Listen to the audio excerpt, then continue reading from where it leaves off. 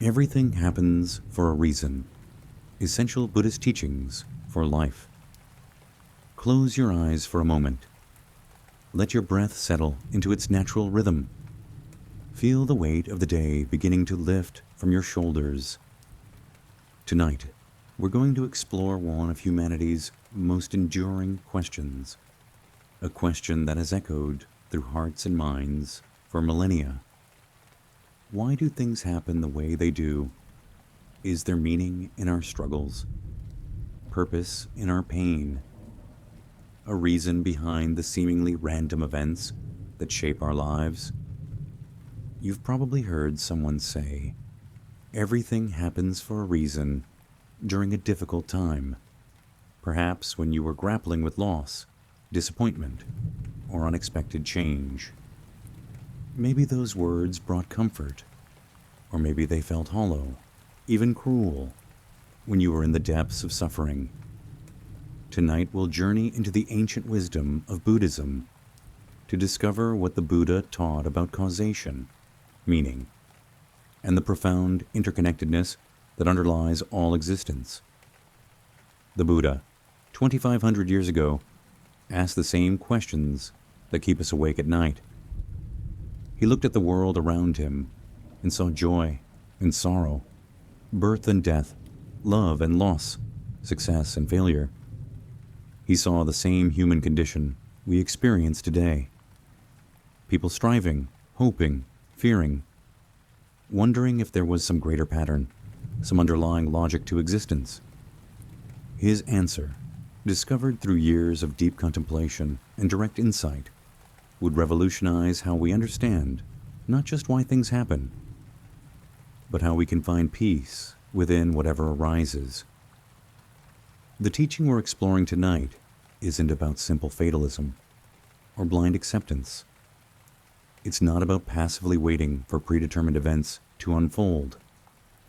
Instead, it's about understanding the intricate web of causes and conditions that create every moment of our experience.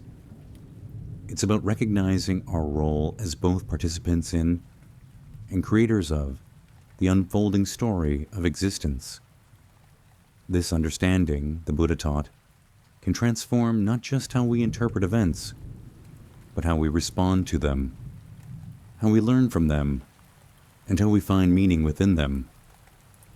When we truly understand the Buddhist perspective on causation, something profound shifts. We stop being victims of circumstance and become conscious participants in the dance of existence. We begin to see patterns where before there was only chaos, purpose where before there was only confusion. We learn to meet both joy and sorrow with equanimity, understanding that both are teachers, both are temporary, and both arise from causes that we can learn to work with skillfully. The journey we're taking together tonight will lead us through ancient teachings that remain startlingly relevant to our modern lives.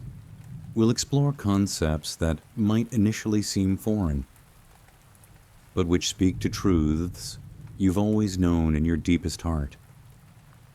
These teachings aren't abstract philosophy meant for monasteries and meditation halls. They're practical wisdom for navigating the complexities of human existence with greater clarity, compassion, and peace. As we begin this exploration, allow yourself to approach these ideas with what Zen practitioners call beginner's mind, the openness and curiosity of someone encountering these truths for the first time. Even if you're familiar with Buddhist concepts, tonight we'll explore them through the lens of meaning-making, of finding purpose and understanding in the midst of life's inevitable ups and downs. So, settle in. Let go of the day's concerns. Create a space of quiet receptivity within yourself. We're about to embark on a journey that has the potential to transform how you understand not just why things happen, but how you can find wisdom, peace, and even joy within whatever life brings your way. The Buddha's insights into the nature of existence await, ready to illuminate the darkness of confusion and bring light to the question that has followed humanity since the dawn of consciousness. Why do things happen the way they do? Chapter 1. The Historical Buddha and the Nature of Causation.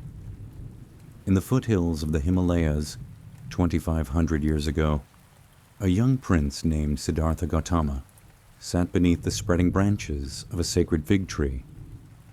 He had been sitting there for days, maybe weeks, determined not to rise until he understood the fundamental nature of existence. This wasn't casual curiosity. This was a man driven by an urgent need to comprehend the deepest truths of life and death, of suffering and liberation, of cause and effect.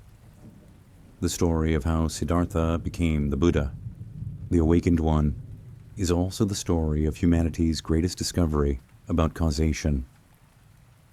It's a tale that begins in luxury and privilege, moves through radical renunciation, and culminates in a middle way that would offer hope and understanding to countless generations. But most importantly, for our exploration tonight, it's the story of someone who refused to accept easy answers to life's most challenging questions. Siddhartha was born into circumstances that should have provided every answer, every comfort, every reason for contentment. His father, King Suddhodana, had surrounded his son with beauty, pleasure, and protection from the harsh realities of existence. The palace walls were designed to keep suffering out, to create a perfect world where only joy and beauty could flourish.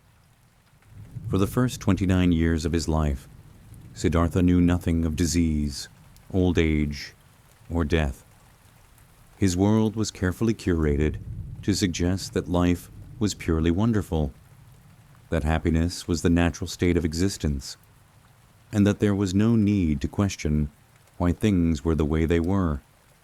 But carefully constructed realities, no matter how beautiful, cannot hold forever against the truth of existence.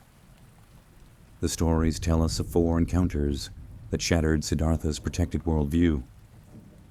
First, he saw an old man, bent with age, struggling with the simple act of walking. The shock of recognizing that youth is temporary, that all bodies are subject to decay, struck him like lightning. Here was evidence that things change, that even the most fundamental aspects of our existence are subject to forces beyond our control.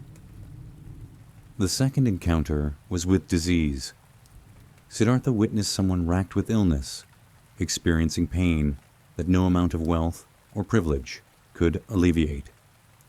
This introduced him to the reality that suffering can visit anyone at any time, regardless of circumstances or merit. The third encounter was with death itself, the final destination that awaits every living being. The irreversibility of death, the absolute nature of this transition, forced Siddhartha to confront the ultimate questions about existence and meaning. But it was the fourth encounter that pointed toward the path of understanding. He saw a wandering ascetic, someone who had renounced worldly pleasures in search of truth. In this person's demeanor, Siddhartha recognized a peace that wasn't dependent on external circumstances, a contentment that seemed to arise from within, rather than from the fulfillment of desires. This encounter suggested that there might be a way to find meaning and peace, not by avoiding life's difficulties, but by understanding them. These foresights catalyzed what Buddhists call the Great Going Forth. Siddhartha left his palace, his family, his guaranteed comfort, and set out to discover why things happen as they do. His quest was fundamentally about causation. Why do people age? Why do they suffer? Why do they die? And perhaps most importantly, is there a way to understand these processes that could lead to peace rather than despair. His first approach was to seek answers from the spiritual teachers of his time. Ancient India was rich with philosophical traditions that attempted to explain existence.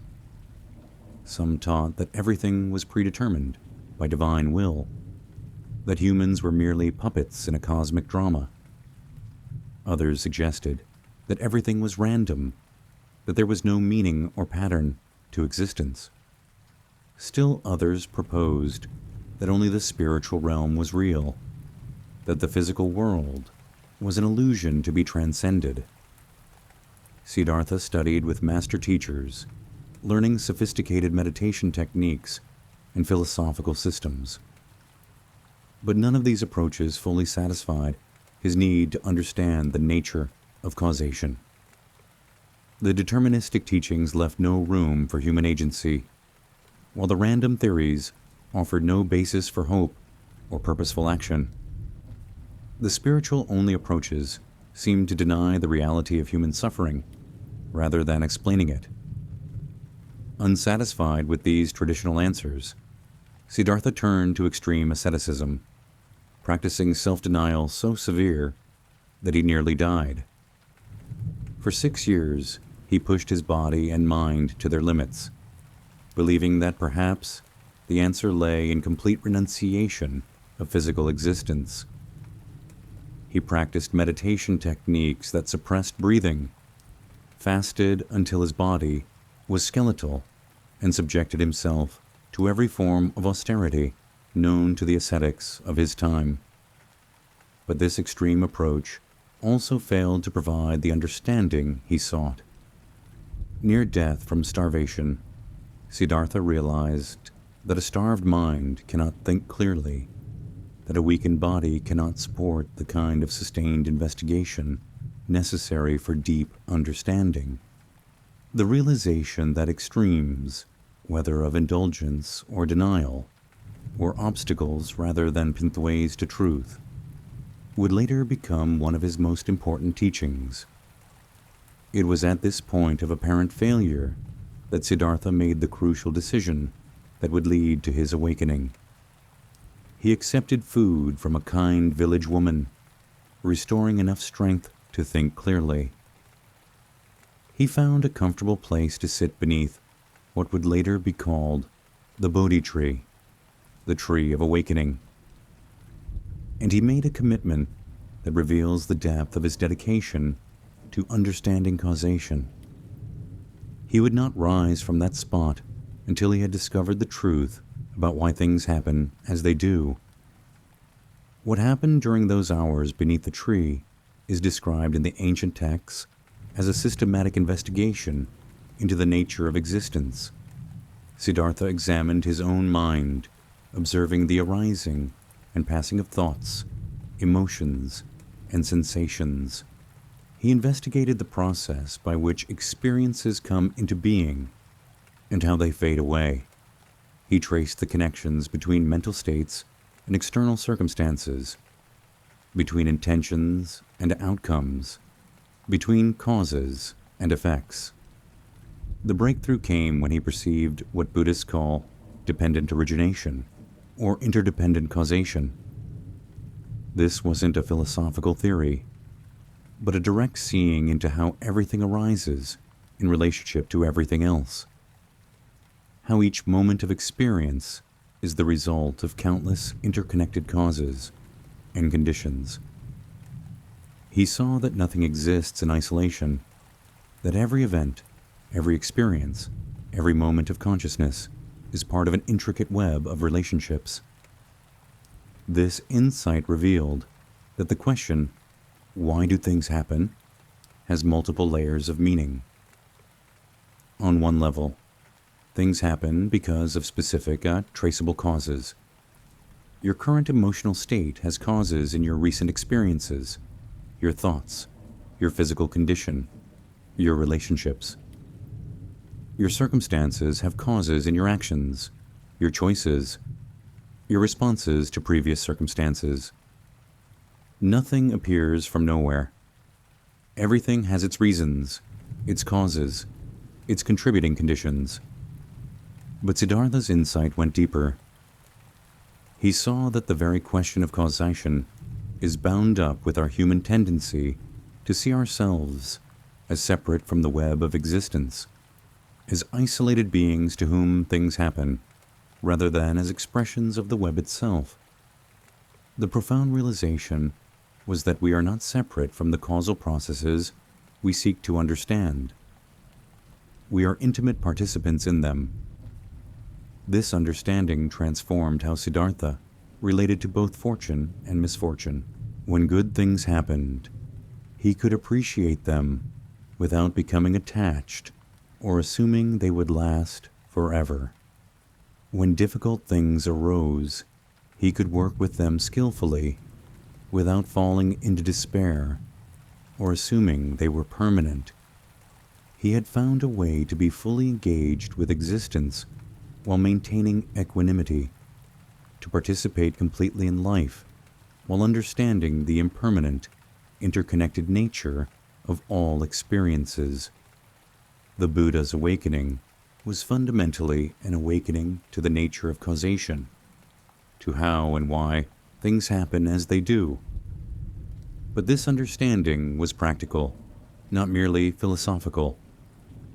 It provided a foundation for living with wisdom, for responding to circumstances skillfully, for finding meaning and purpose within the constant flow of change that characterizes existence. When the Buddha began teaching, his first sermon addressed the question that had driven his entire spiritual quest. He taught about suffering and its causes, about the possibility of suffering cessation, and about the path that leads to freedom from unnecessary suffering. But underlying all these teachings was his fundamental insight into causation. Things happen for reasons, but those reasons are not simple, not predetermined, and not outside our capacity to understand and work with skillfully.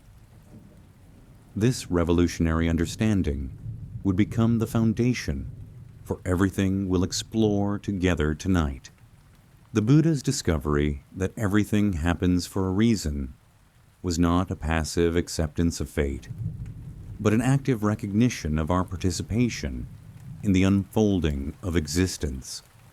It was an invitation to understand the causes and conditions that shape our experience so that we could respond more wisely, create more beneficial outcomes, and find peace within whatever arises.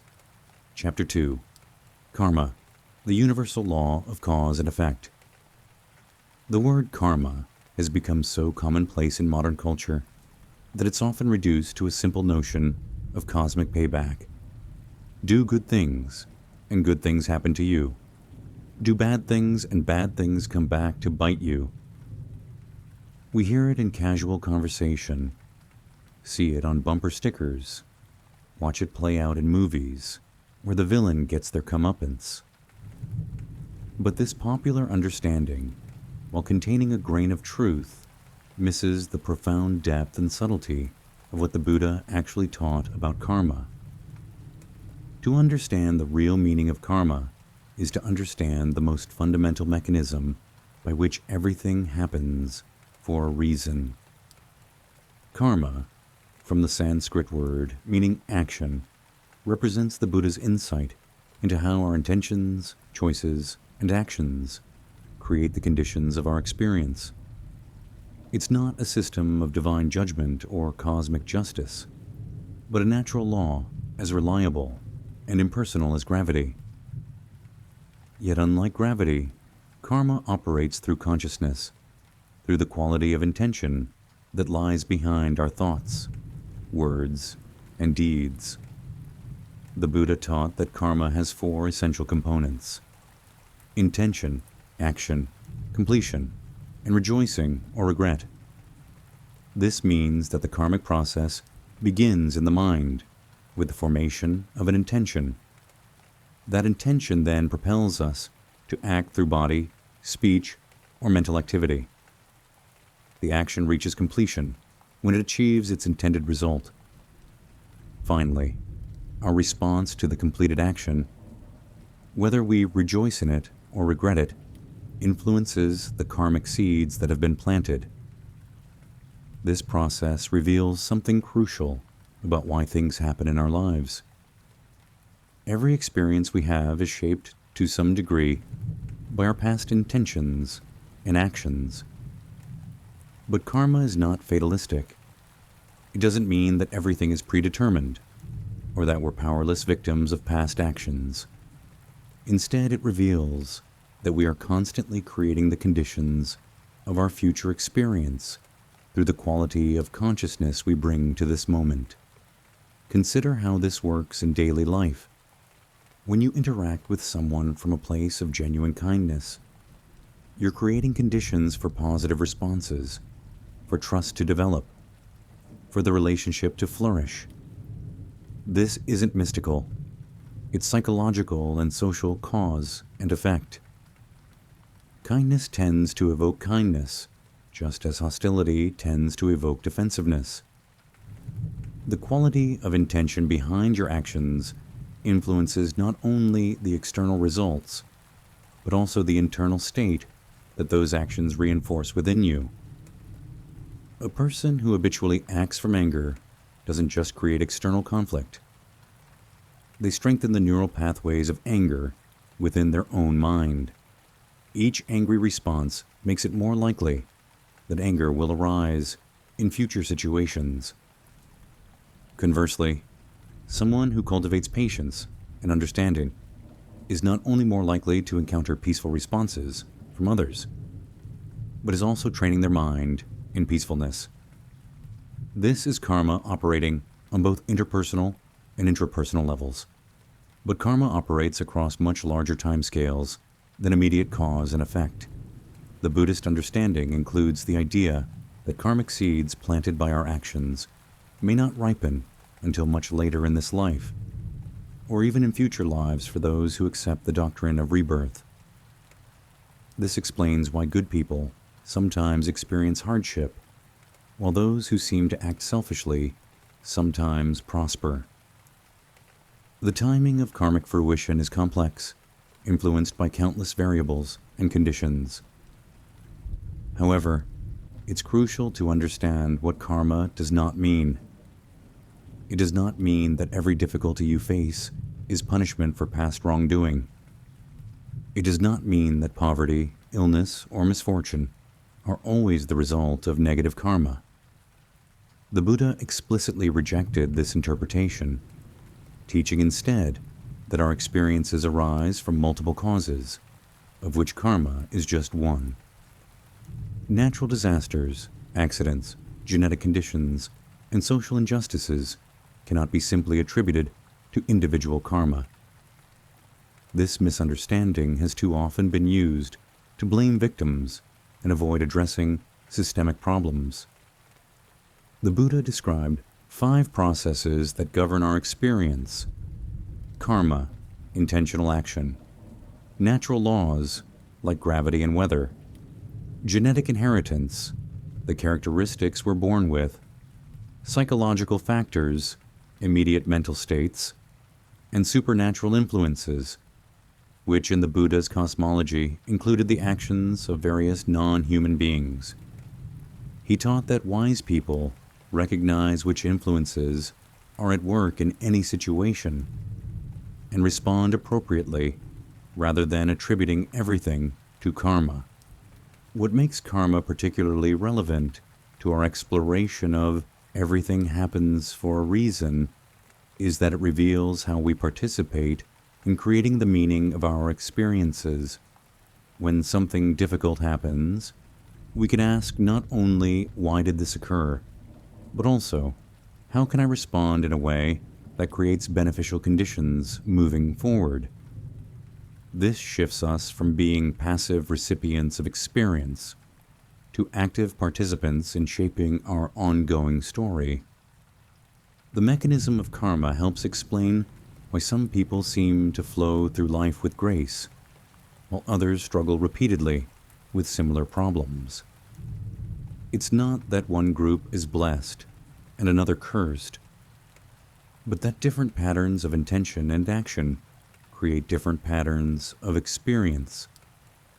Someone who has cultivated patience and wisdom will naturally respond to challenges in ways that create beneficial outcomes, while someone driven by anger and confusion will tend to create more complex problems. This understanding offers tremendous hope because it means that regardless of our past actions or current circumstances, we always have the power to plant beneficial seeds through our present choices. Every moment offers an opportunity to act from wisdom rather than confusion, from love rather than fear, from generosity rather than selfishness. These choices don't just affect our external circumstances. They shape who we're becoming at the deepest level. The karmic perspective also helps us understand the complexity of causation. When we ask, "Why did this happen?" we're often looking for a simple, linear cause. But karma reveals that every experience arises from multiple causes, many of which may be hidden from our immediate view. Your current job situation, for example, might be influenced by your educational choices, your networking skills, economic conditions, industry trends, geographical location, family support, health factors, and countless other variables. Some of these you influenced through past choices. Others were beyond your control. This complexity means that while we can understand general principles of cause and effect, we cannot perfectly predict specific outcomes. This uncertainty is actually liberating because it means we're not trapped by past actions or doomed to particular futures. Every moment offers new possibilities, new choices, new opportunities to create beneficial conditions. The Buddha taught 3 types of karma based on when their results ripen. Some karma produces immediate results, like the satisfaction of helping someone in need or the instant regret of speaking harshly. Other karma ripens later in this lifetime, like the health effects of lifestyle choices or the career consequences of educational decisions. Still, other karma may ripen in future lives, according to traditional Buddhist cosmology, though many modern practitioners interpret this psychologically as long-term personality patterns and tendencies. Understanding karma also transforms how we relate to both success and failure. When good fortune arises, we can appreciate it without ego inflation, recognizing it as the fruit of beneficial causes and conditions, including many beyond our personal control. When difficulties emerge, we can work with them skillfully without falling into self-blame or victimization, understanding them as opportunities to plant new seeds and create better conditions. The practical application of karmic understanding is beautifully summarized in a traditional teaching. If you want to know your past actions, look at your present circumstances. If you want to know your future, look at your present actions. This isn't meant to encourage judgment, but to inspire awareness. By becoming conscious of the quality of our intentions and actions right now, we become active participants in creating our experience rather than passive recipients of fate. Perhaps most importantly, understanding karma reveals that everything happens for a reason includes our capacity to influence those reasons. We are not merely subject to causes and conditions. We are creators of causes and conditions. Every choice we make sends ripples into the future, creating possibilities and closing off others, contributing to the vast web of interconnected causation that shapes all experience. This understanding brings both responsibility and freedom. Responsibility because we recognize our role in creating our experience. Freedom because we see that no matter what has happened in the past, we always retain the power to make choices that lead toward greater wisdom, compassion, and peace. In this way, karma becomes not a burden, but a tool for transformation, not a limitation, but a pathway to liberation. Chapter 3. Interdependence, the web of all existence. Imagine for a moment that you could see the world as the Buddha saw it during his great awakening beneath the Bodhi tree. Instead of observing separate objects, isolated events, and independent beings, you would perceive an infinite web of interconnection, where every single thing that exists arises only in relationship to everything else. This vision of interdependence, known in Sanskrit as pratitya samutpada, represents perhaps the most profound aspect of the Buddha's understanding of why things happen as they do. The word pratitya samutpada literally means arising in dependence upon conditions. It describes a reality where nothing has independent existence, where everything is woven together in such an intricate pattern of mutual causation that to speak of truly separate events or beings becomes impossible. This teaching goes to the heart of everything happens for a reason, by revealing that the web of reasons extends infinitely in all directions, connecting your morning cup of coffee to the entire cosmos.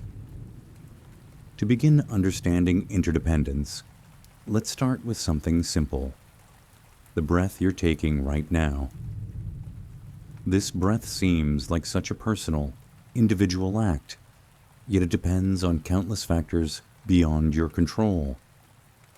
The oxygen you're breathing was produced by plants through photosynthesis, which depends on sunlight, which depends on nuclear fusion in the sun's core, which depends on the gravitational forces that formed our solar system billions of years ago. The air you breathe has circulated through countless other lungs, has been part of storms and gentle breezes, has carried the seeds of plants and the calls of birds across vast distances.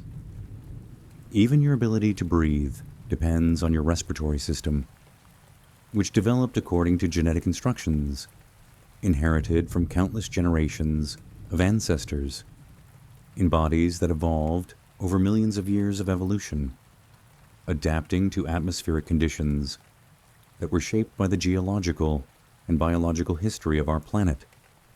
Your lungs function because your heart pumps blood, which carries nutrients absorbed from food, which grew in soil enriched by decomposing plants and animals, in an endless cycle of mutual dependence. This single breath, which seems so simple and personal, reveals itself to be a momentary expression of the entire web of existence.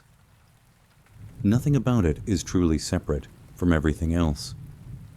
This is what the Buddha meant when he said, "This arising that arises, this not arising that does not arise." Everything is connected to everything else through an infinite web of causes and conditions. But interdependence goes beyond physical causation to include psychological and spiritual dimensions. Your current emotional state, for example, doesn't exist in isolation. It arises in dependence upon your recent experiences, your long-term conditioning, your physical health, your relationships, your environment, your thoughts about the future, your memories of the past, and countless other factors. When you feel peaceful, that peace is not independently yours. It arises from conditions. When you feel anxious, that anxiety too is dependently arisen, not a permanent feature of who you are. This understanding radically transforms how we approach the question, why is this happening? Instead of looking for a single cause or assigning blame to one factor, we begin to see the complex web of conditions that gives rise to any experience. A conflict with a friend, for for example, might involve misunderstanding, tiredness, past hurts, different communication styles, external stress, cultural conditioning, family patterns, economic pressures, and dozens of other contributing factors. Seeing this complexity prevents us from oversimplifying either the problem or the solution. The 12 links of dependent origination represent the Buddha's specific analysis of how suffering arises through a chain of mutual causation, beginning with fundamental ignorance about the nature of reality. This chain shows how our misperceptions lead to mental formations, which condition consciousness, which shapes our psychophysical experience, which influences our sensory contact with the world, which gives rise to feelings, which trigger craving, which creates clinging, which leads to becoming, birth, aging, and death. Each link in this chain arises in dependence upon the previous links, yet also influences all the others. But dependent origination is not just about how problems arise. It also reveals how liberation becomes possible. If everything arises in dependence upon conditions, then by changing conditions, we can change outcomes. If ignorance is the root of suffering, then wisdom can be the root of freedom. If craving leads to clinging, then contentment can lead to letting go. The very interdependence that seems to bind us in patterns of suffering also provides the key to freedom. This perspective offers tremendous hope because it means that no condition, no matter how entrenched, is permanent or unchangeable. Everything that arises dependently can also cease dependently when the conditions that sustain it are removed. The depression that feels overwhelming, the anxiety that seems constant, the conflict that appears irresolvable, all arise from causes and conditions.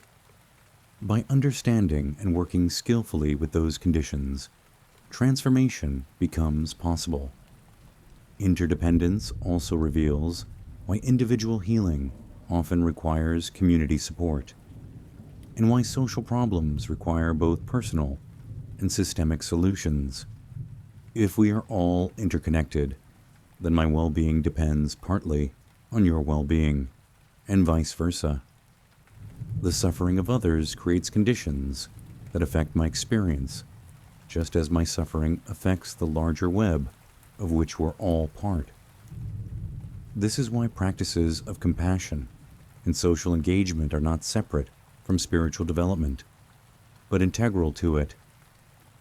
The environmental crisis provides a powerful contemporary example of interdependence. The carbon dioxide released by burning fossil fuels doesn't recognize national boundaries. It becomes part of a global atmosphere that affects weather patterns, ocean chemistry, and climate stability everywhere on Earth. The extinction of species in remote rainforests reduces biological diversity that affects ecosystem stability worldwide. The plastic pollution in distant oceans enters food chains that eventually impact human health. No individual, community, or nation can address these challenges alone because the problems themselves arise from the interdependent nature of our global ecosystem. Similarly, economic systems reveal interdependence through global supply chains that connect the labor of workers in dozens of countries to create products we use daily. The coffee you drink connects you to farmers in Central America, shipping companies crossing oceans, roasters in industrial facilities, truck drivers, store clerks, and countless others whose work makes your morning cup possible. The price you pay for coffee affects the livelihoods of people you'll never meet, just as economic policies in distant countries influence the cost of goods in your local market. This web of connection extends to knowledge and culture as well. The ideas you think, the languages you speak, the stories that shape your imagination, all arise from centuries of human development, cross-cultural exchange, and collective creativity.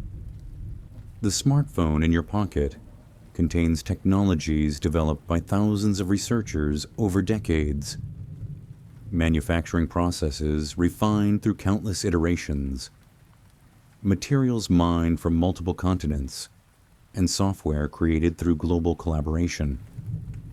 Nothing about it exists independently. Everything is a collective human achievement. Understanding interdependence gradually dissolves the illusion of the isolated self that lies at the root of much suffering. When we deeply realize that I am not separate from the web of existence, but rather a temporary pattern within it, many of our fears and desires lose their grip. The ego's constant concern with, "What about me?" gives way to a more spacious awareness that recognizes the well-being of the whole as inseparable from personal well-being. This doesn't lead to the loss of individuality, but to a more mature understanding of individuality as uniqueness within unity. Just as each wave in the ocean is distinct yet inseparable from the water itself, each person expresses the universal human experience in their own particular way, while remaining interconnected with all other expressions. This perspective allows for the celebration of diversity within the recognition of fundamental unity. Practically, understanding interdependence changes how we approach problem solving, whether in personal relationships, work situations, or social issues. Instead of looking for someone to blame or trying to control outcomes through force, we learn to work with the web of conditions that give rise to problems. We become more patient with the complexity of change, more humble about our ability to predict outcomes, and more skillful at planting beneficial seeds in the confidence that they will eventually bear fruit through the natural workings of interdependence. The teaching of dependent origination also helps us understand why spiritual practice often emphasizes ethics, mental cultivation, and wisdom together. These three aspects of development are interdependent. Progress in one area supports development in the others, while neglecting any aspect undermines the whole.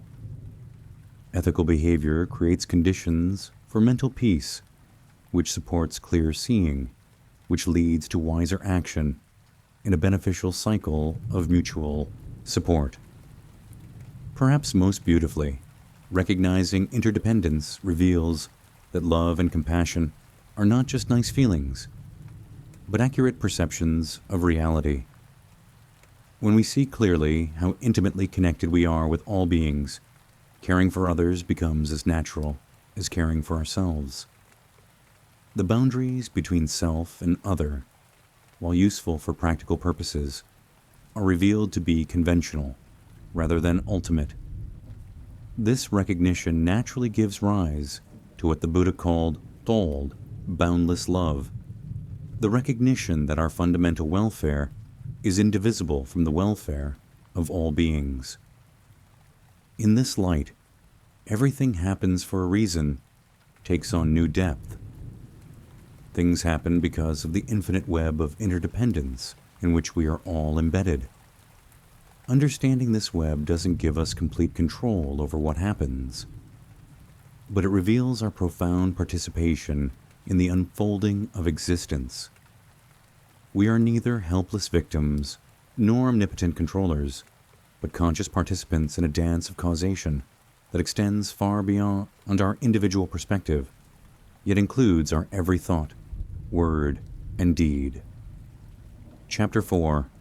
Suffering as Teacher, the Four Noble Truths in Daily Life. There's a particular quality of attention that arises when we're in pain. Whether physical or emotional, suffering has a way of cutting through our usual distractions and demanding our complete presence. The Buddha recognized this capacity of suffering to awaken awareness, and his first teaching after enlightenment focused not on bliss or transcendence, but on the profound wisdom that can emerge from understanding suffering itself. This teaching, known as the Four Noble Truths, reveals how suffering functions as one of life's most important teachers about why things happen as they do. The first noble truth acknowledges that suffering is an inescapable aspect of existence. The Pali word dukkha, often translated as suffering, encompasses not only obvious pain and misery, but also the more subtle forms of dissatisfaction, unease, and imperfection that color all conditioned experience. Birth involves the trauma of separation from the womb's perfect environment. Aging brings the gradual decline of capacities we once took for granted. Illness interrupts our plans and assumptions about health. Death remains the ultimate uncertainty that casts its shadow over all our attachments and ambitions. But dukkha extends beyond these dramatic examples to include subtler forms of dissatisfaction. Getting what we want often leaves us less fulfilled than expected, while not getting what we want brings obvious disappointment. Even our pleasures are tinged with impermanence. The most wonderful experiences eventually end, leaving us grasping for their return.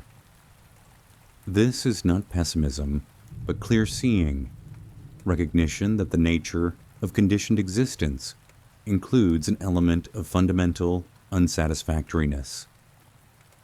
Understanding this first truth as a teacher begins with accepting that our impulse to avoid suffering entirely is both natural and futile. The suffering that comes from fighting against the reality of suffering creates a second arrow of pain that often hurts more than the original discomfort. When we can acknowledge suffering as an inherent part of existence, rather than a mistake that shouldn't be happening, we create space for learning from it, rather than being overwhelmed by it. Consider how this works with a common experience like disappointment. When something we hoped for doesn't happen, the initial feeling of disappointment is dukkha, the natural response to unmet expectations. But often we multiply this suffering by telling ourselves stories. This always happens to me. I never get what I want. Life is unfair. These additions to the original disappointment create much more suffering than the simple fact of not getting what we wanted. The first noble truth invites us to feel the disappointment fully, without adding these unnecessary layers of meaning and reactivity. The second noble truth identifies the cause of suffering as tanha, often translated as craving or thirst. This is not desire itself, but the quality of clinging, grasping, and attachment that we bring to our desires. The Buddha identified 3 types of craving: craving for sensual pleasures, craving for existence or becoming, and craving for non-existence or escape. Each of these represents a way of resisting the present moment in favor of some other condition. Craving for sensual pleasures is perhaps the most obvious form, the constant seeking for experiences that will satisfy our senses and emotions. But this craving is insatiable by nature. Each satisfaction creates the conditions for the next desire. The happiness we find through external pleasures is always temporary, always dependent on conditions we cannot permanently control. Craving for existence involves our deep attachment to our sense of self, our story about who we are, our need to feel important, successful, or special. This craving drives much of our ambition, our need for approval, our fear of death or irrelevance. It's the energy behind our constant self-improvement projects, our accumulation of achievements and possessions as proof of our worth. Craving for non-existence might seem paradoxical, but it appears as the wish to escape, to not have to deal with the complexities of existence, to find oblivion rather than engagement. This shows up as depression, addiction, spiritual bypassing, or any other way of trying to avoid the full reality of being alive. The genius of the second noble truth is that it locates the cause of suffering not in external circumstances, but in our relationship to those circumstances. This means that two people can face identical situations and have completely different levels of suffering based on the quality of craving they bring to the experience. One person loses their job and suffers terribly because they were deeply attached to their professional identity. Another person loses their job and, while disappointed, quickly adapts to new possibilities because they weren't clinging to that particular role as the source of their worth. This truth explains why getting what we want doesn't end suffering.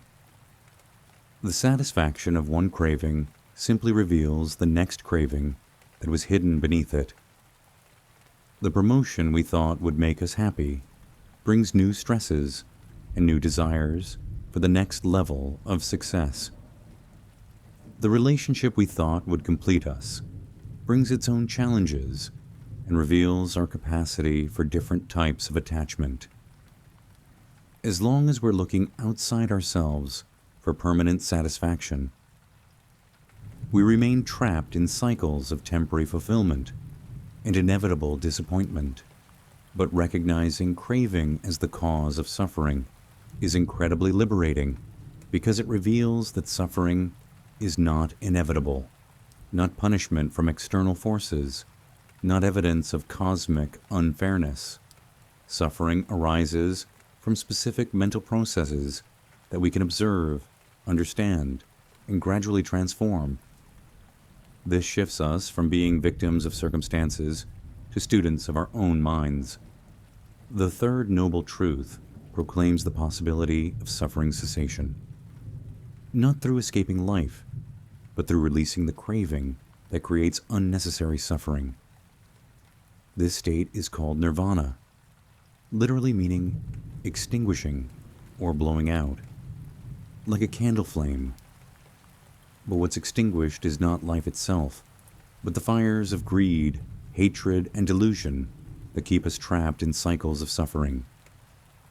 Nirvana is not a distant goal achievable only by monks in monasteries, but a quality of experience available in any moment when craving ceases.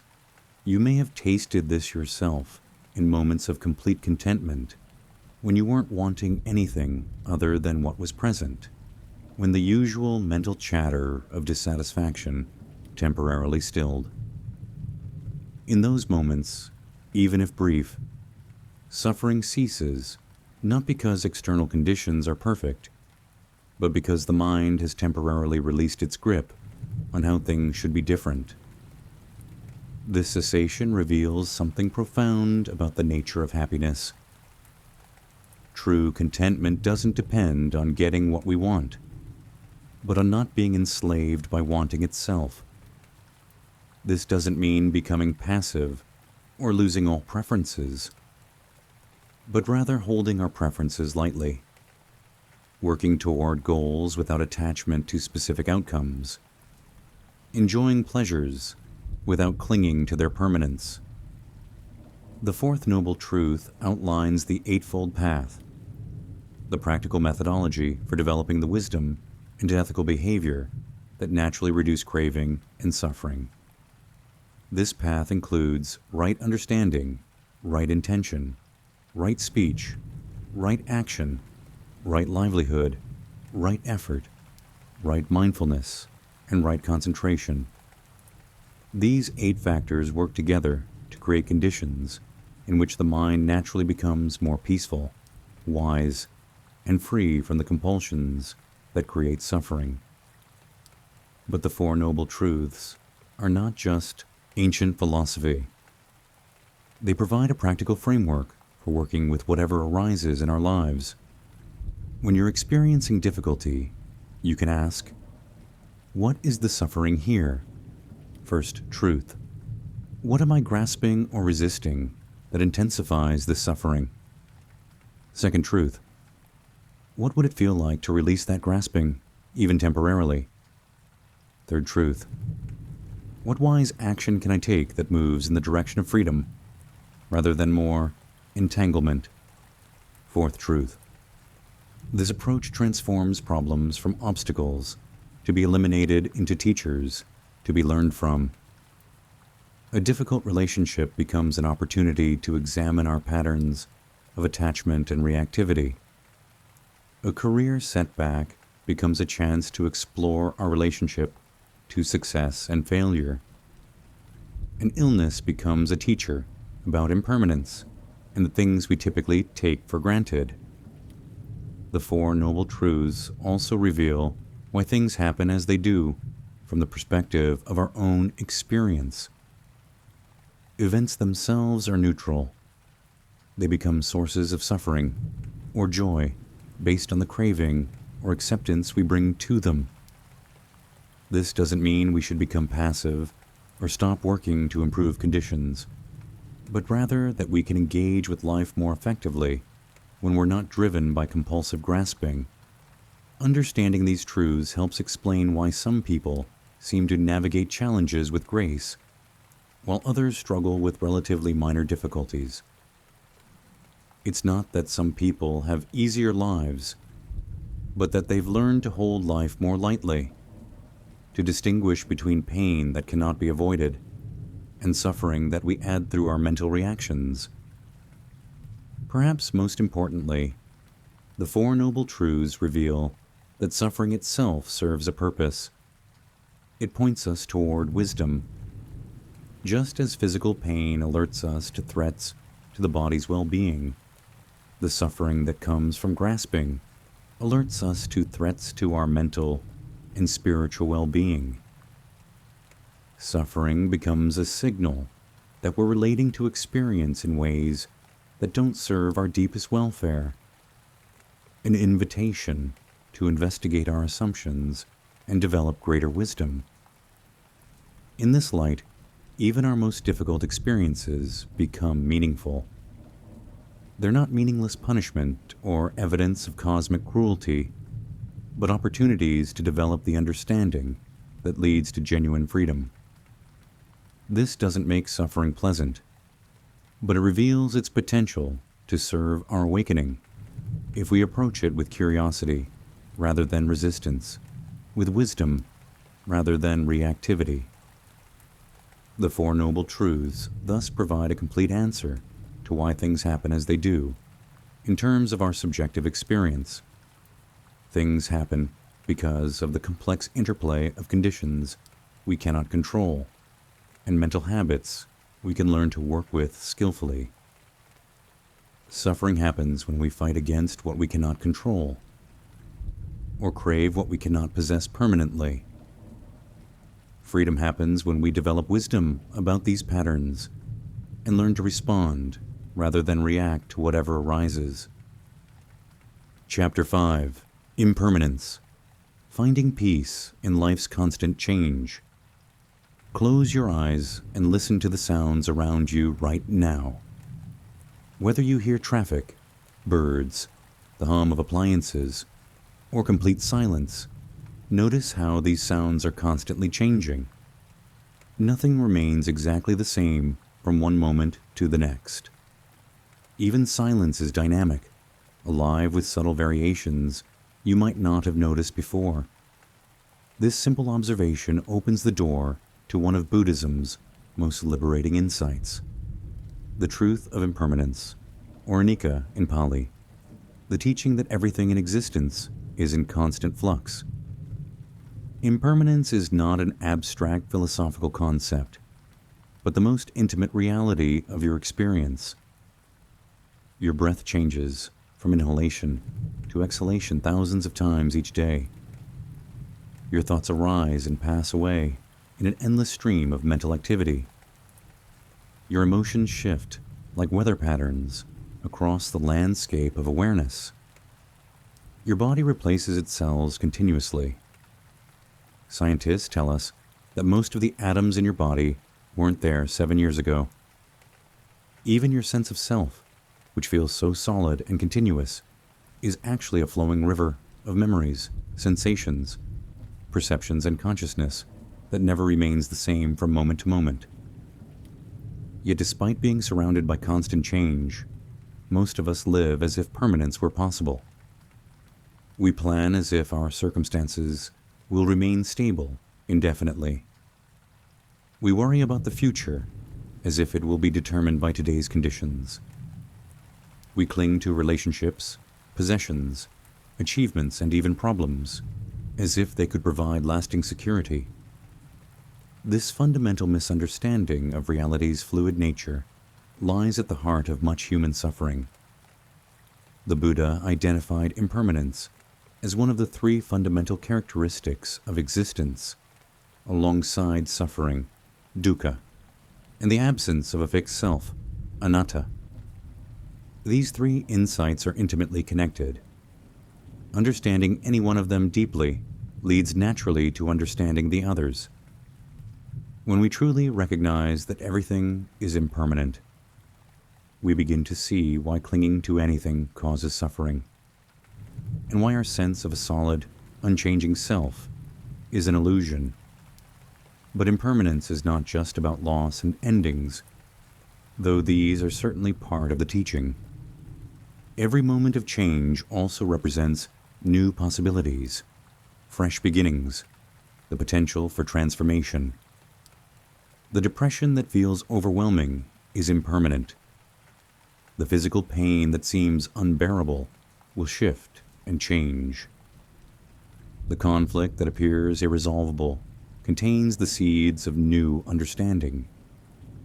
Even our deepest patterns of thought and behavior, while persistent, are not permanent features of who we are, but temporary formations that can be transformed through awareness and skillful effort.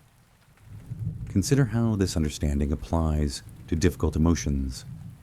When anger arises, it feels solid, justified, permanent.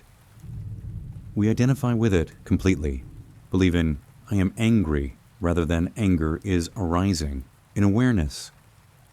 But if you observe anger closely, you'll notice it's not a static state, but a dynamic process. The anger of one moment is not identical to the anger of the next moment.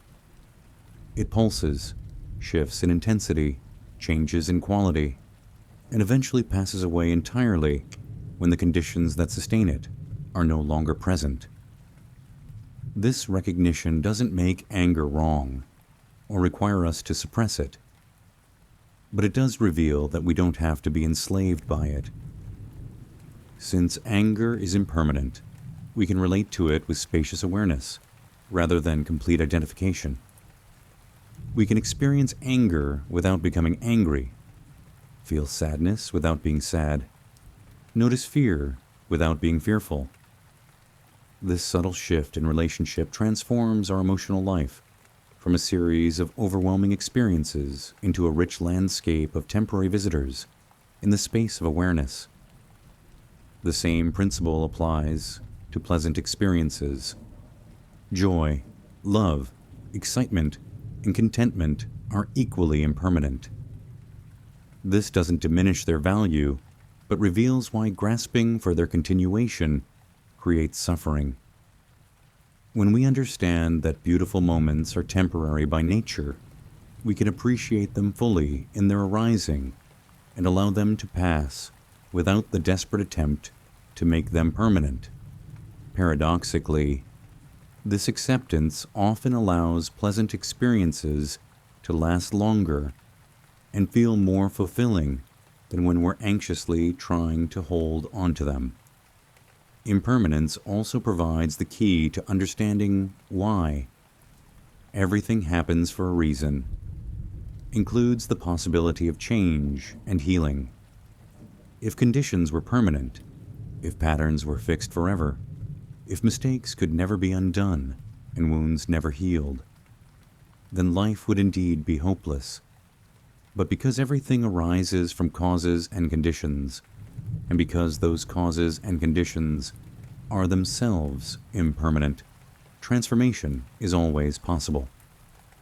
The person trapped in addiction can recover because addiction is a set of conditions, not a permanent identity.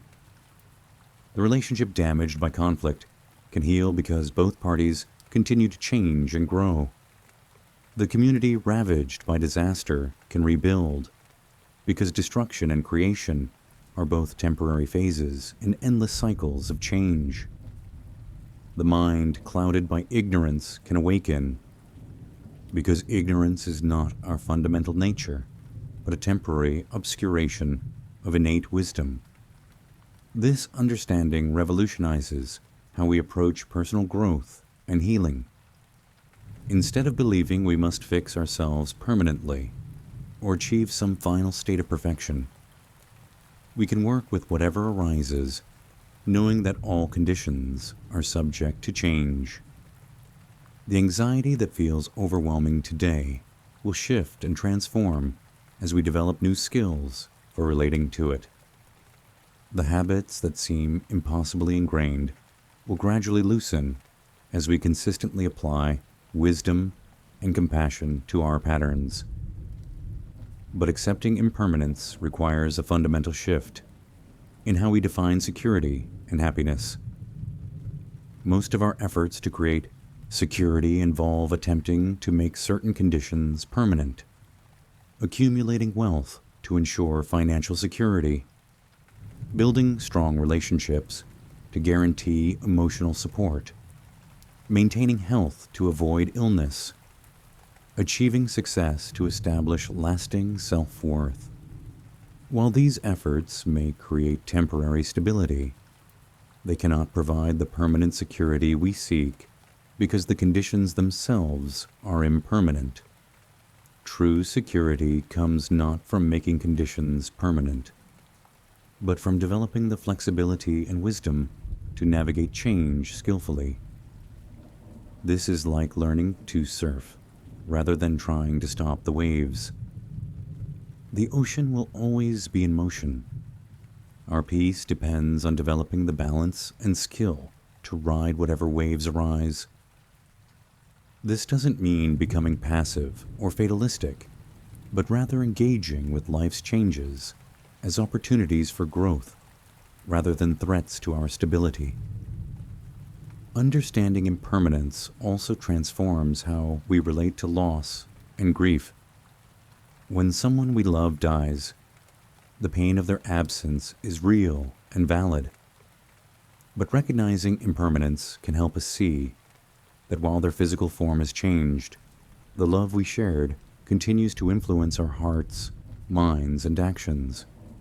The relationship itself has transformed rather than ended completely. This perspective doesn't eliminate grief, but can provide comfort and meaning within the painful process of letting go.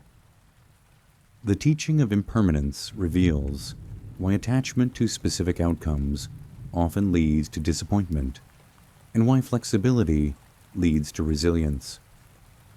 When we're rigidly attached to having things work out exactly as we've planned, we suffer whenever reality fails to conform to our expectations. But when we can hold our goals and preferences lightly, working toward them while remaining open to alternative possibilities, we can respond creatively to whatever actually unfolds. This flexibility becomes particularly important in relationships, where two people are constantly changing and growing. The person you fell in love with will not remain exactly the same throughout your relationship. They will develop new interests, face new challenges, discover new aspects of themselves. Similarly, you will continue to evolve. Relationships that honor impermanence create space for both partners to change while maintaining connection, while relationships that insist on permanence often become rigid and stifling, meditation practice provides perhaps the most direct way to experience the truth of impermanence. When we sit quietly and observe our inner experience, we quickly notice that thoughts arise and pass away. Emotions shift and change. Physical sensations appear and disappear. Even our sense of being a separate observer reveals itself to be a temporary formation in the flowing stream of awareness. This direct experience of impermanence, rather than mere intellectual understanding, gradually transforms how we relate to all of life's experiences. The practice of mindfulness throughout daily life extends this recognition into every activity. Eating mindfully, we notice how each bite changes in flavor and texture. Walking mindfully, we feel each step as a unique moment of contact with the earth. Speaking mindfully, we recognize how each word changes the quality of silence that surrounds it. This constant recognition of change paradoxically brings a deep sense of peace as we learn to rest in the process rather than grasping for permanent markers. Perhaps most profoundly, understanding impermanence reveals the precious nature of each moment. Because this exact configuration of circumstances will never occur again, because this particular moment of consciousness is unique and unrepeatable, we're invited to show up fully to whatever is present. The conversation with a friend, the sight of sunlight through leaves, the feeling of breath entering and leaving the body, all become sacred when we recognize their temporary nature.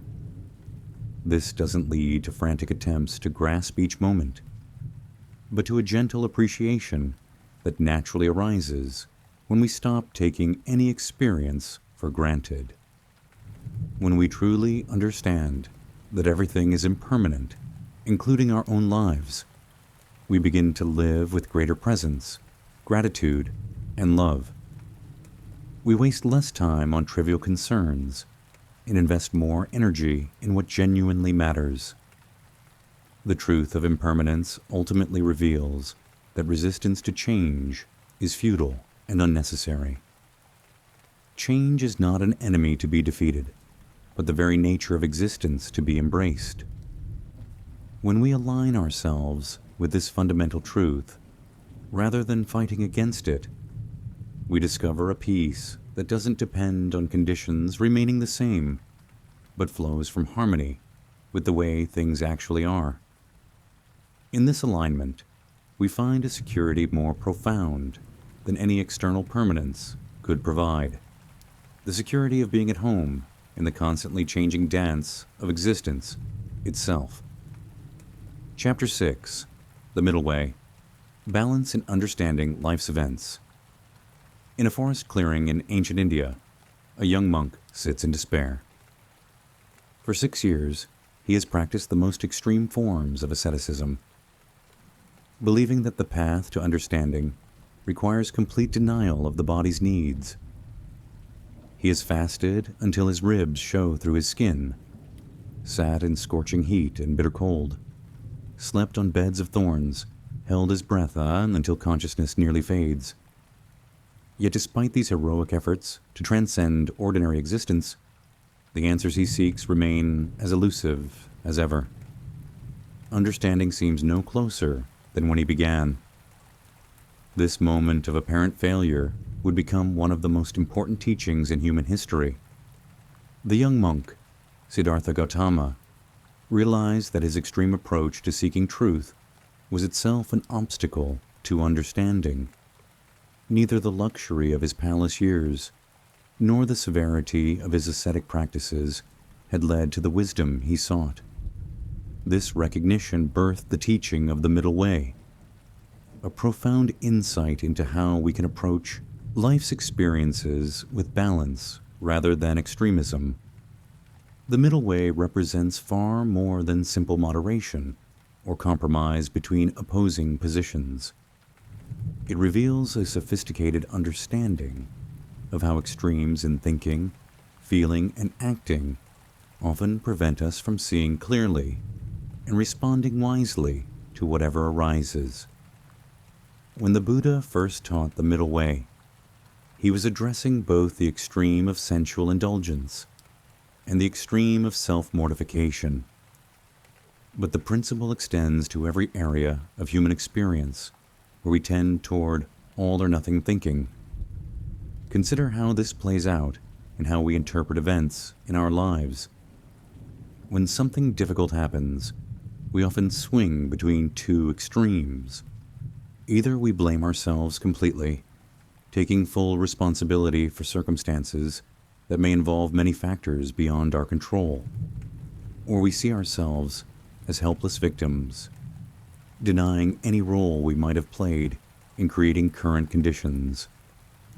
Neither extreme serves us well. Complete self-blame leads to paralysis and self-hatred, while complete victimization leads to powerlessness and resentment.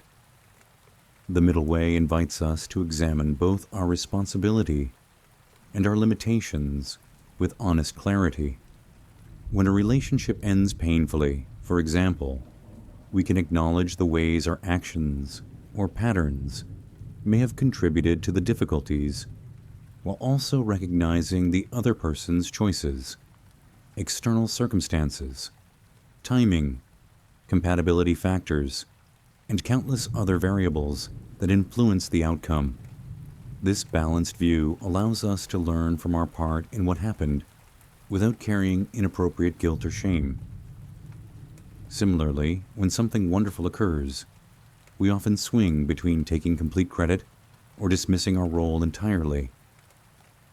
We either inflate our ego with pride in our achievements or deflate our confidence by attributing success purely to luck or other people's efforts. The middle way recognizes that every positive outcome arises from multiple causes, including our efforts, choices, and intentions, as well as favorable conditions. Other people's support, timing, and elements beyond our control. This balanced understanding helps us appreciate success without ego inflation and learn from failure without self-destruction. We can take appropriate satisfaction in our contributions to positive outcomes while remaining humble about the many factors we didn't control. We can learn from disappointments without falling into shame or despair. This middle ground between pride and self-deprecation allows for both confidence and humility, both taking appropriate action and accepting what we cannot change. The middle way also applies to how we hold our spiritual aspirations and personal goals. One extreme is perfectionism, the belief that we must achieve some ideal state and maintain it permanently. This leads to harsh self-judgment when we inevitably fall short of impossible standards. The other extreme is spiritual materialism or goal abandonment, giving up on growth and settling for whatever arises without any intentional cultivation of wisdom or compassion. The middle path recognizes that spiritual and personal development is a gradual process that includes both progress and setbacks, insights and confusion, moments of clarity and periods of cloudiness. We can work diligently toward greater wisdom and compassion while accepting that growth happens in waves rather than straight lines. We can maintain high aspirations while being gentle with our human limitations. This principle becomes particularly relevant in how we work with difficult emotions. The extreme of suppression tries to eliminate uncomfortable feelings entirely, while the extreme of indulgence drowns in emotions without any perspective or boundaries. The middle way invites us to feel emotions fully, while maintaining enough awareness to respond wisely, rather than being completely overwhelmed by whatever we're experiencing. When anger arises, for instance, the middle approach neither suppresses the energy nor acts it out destructively. Instead, we can acknowledge the anger, feel it in the body, understand what it's trying to communicate, and choose skillful responses that honor the energy while avoiding harm to ourselves or others. This requires neither denial nor explosion, but conscious engagement with the full spectrum of human experience. The Buddha's teaching of the Four Noble Truths itself exemplifies the middle way. Rather than saying that all suffering is inevitable, pessimism, or that all suffering can be easily eliminated, naive optimism, the teaching acknowledges that suffering exists while pointing toward its causes and the possibility of its cessation. This balanced view neither denies reality's challenges nor abandons hope for transformation. In our interpretation of why things happen, the middle way helps us avoid both fatalistic determinism and naive voluntarism. The extreme of determinism claims that everything is predetermined, that we have no choice or influence over outcomes, that we're simply playing out scripts written by genetics, conditioning, or divine will. The extreme of voluntarism claims that we can control everything through positive thinking, willpower, or spiritual practice. The middle way recognizes that our experience arises from the interaction between factors we can influence and factors we cannot control. We have real choices about how we respond to circumstances, what intentions we cultivate, what actions we take, and what meanings we create from our experiences. But we're also embedded in webs of causation that extend far beyond our individual influence. This understanding empowers us to take appropriate responsibility while freeing us from the impossible burden of trying to control everything. This balanced view proves especially helpful in approaching illness, loss, and other forms of suffering, neither blaming ourselves completely for our problems, nor seeing ourselves as powerless victims serves healing or growth. Instead, we can ask, what aspects of this situation can I influence positively? How can I respond in ways that create beneficial conditions going forward? What can I learn from this experience that might prevent similar difficulties or help me navigate them more skillfully in the future? The middle way also guides how we work with uncertainty and ambiguity.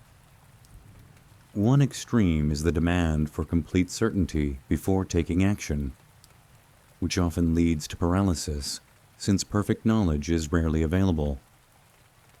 The other extreme is reckless action, without any consideration of consequences or preparation. The middle approach gathers the information that's reasonably available, considers likely outcomes and risks, and then acts with commitment while remaining flexible as new information emerges. In relationships, the middle way helps us avoid both the extreme of losing ourselves in others' needs and the extreme of selfishness that ignores others' welfare entirely. Healthy relationships require both boundaries and connection, both independence and interdependence, both giving and receiving. This balance shifts dynamically based on circumstances, but the middle principle remains. Neither complete merger nor total separation serves authentic relationship. The practice of the middle way requires developing what Buddhist psychology calls right effort, which itself embodies the balance between extremes. Right effort is neither the forcing and striving that burns us out, nor the laziness that prevents growth. It's the sustainable energy that comes from understanding when to push forward and when to relax, when to persevere and when to let go, when to act and when to wait. This quality of effort applies to meditation practice as well. Beginning meditators often swing between trying too hard to achieve special states and giving up when the mind doesn't cooperate. The middle way in meditation involves maintaining gentle but persistent attention, neither forcing concentration nor allowing complete distraction, neither grasping for experiences nor pushing them away. Perhaps most importantly, the middle way reveals that wisdom often lies not in choosing between opposing positions, but in transcending the dichotomy altogether. When we're caught in either-or thinking, the middle path sometimes involves finding a third option that includes the valid insights of both extremes while avoiding their limitations. This creative synthesis often provides solutions that pure opposition cannot achieve. The middle way ultimately teaches us to hold all of our experiences, interpretations, and responses lightly enough to remain open to new information, while firmly enough to take appropriate action. This dynamic balance prevents us from becoming rigid in our views or paralyzed by too many options. It allows us to engage fully with life while maintaining the flexibility to adapt as circumstances change. In understanding why things happen as they do, the middle way reminds us that causation itself is neither completely predictable nor entirely random, neither totally within our control nor completely outside our influence. This balanced view empowers us to work skillfully with the conditions we can affect, while accepting gracefully those we cannot change. In this balance, we find both peace and purposeful engagement, both acceptance and appropriate action, both humility and empowerment. Chapter 7. Mindfulness and Acceptance. Meeting what arises. Picture. A mountain lake at dawn, its surface so still that it perfectly reflects the surrounding peaks, trees, and sky. When a breeze disturbs the water, the reflection fragments into dancing patterns of light and shadow. But as soon as the wind calms, the surface naturally returns to stillness, once again offering a clear mirror of everything around it. This image captures the essence of mindfulness, the capacity of awareness to receive whatever arises without distortion, to remain present with both turbulence and calm, and to naturally return to clarity when disturbances pass. Mindfulness, or sati in Pali, represents one of the most practical applications of Buddhist wisdom to the question of why things happen as they do. Rather than trying to control or manipulate our experience, mindfulness teaches us to develop a quality of attention that can meet whatever arises with clear awareness and appropriate response. This presence-based approach reveals that how we meet our experience often matters more than what the experience contains. The development of mindfulness begins with learning to recognize the difference between what happens and our stories about what happens. Events themselves are often neutral, or at least less charged than our interpretations of them. A phone call from your boss is just a phone call until your mind creates stories about what it might mean. A pain in your chest is just a sensation until thoughts about what it could indicate create additional anxiety. A friend's cancellation of plans is just a change in schedule until narratives about rejection or abandonment transform disappointment into deeper suffering. This recognition doesn't invalidate our natural tendency to interpret and make meaning from events. Interpretation serves important functions in helping us navigate complex situations and relationships. But mindfulness allows us to distinguish between immediate experience and the layers of meaning we add to it. This distinction creates choice about which interpretations serve us and which create unnecessary suffering. Consider how mindfulness transforms the experience of physical pain. When pain arises, the mind typically adds multiple layers of reactivity.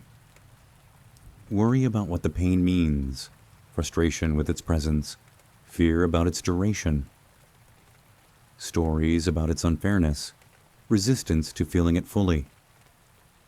These mental additions often create more suffering than the actual physical sensation. Mindfulness allows us to feel pain directly without the extra layers of mental reactivity, which often reveals that the sensation itself is more manageable than our resistance to it. This principle extends to emotional pain as well. Grief, for example, is a natural response to loss. But our culture often adds shame about grieving too long, pressure to move on quickly, or stories about what the loss means about our worth or the universe's fairness. Mindfulness allows us to feel grief purely without these additional burdens, which paradoxically often allows the natural healing process to unfold more smoothly. The practice of mindfulness also reveals the impermanent nature of all experiences, providing direct confirmation of the teachings on change and impermanence. When we observe our thoughts and emotions with sustained attention, we notice that nothing remains static. Even our most persistent worries show themselves to be fluctuating processes rather than solid states. This recognition gradually reduces our identification with temporary states and increases our capacity to remain present during difficult periods. But mindfulness is not merely passive observation. True mindfulness includes what Buddhist psychology calls clear comprehension, which involves understanding the purpose of our actions, their suitability to the situation, and their relation to the larger context of our spiritual and ethical development. This comprehensive awareness helps us respond to situations wisely, rather than simply reacting from habit or impulse. Acceptance, the natural companion to mindfulness, requires clarification to avoid misunderstanding. Acceptance doesn't mean passivity, resignation, or approval of harmful conditions.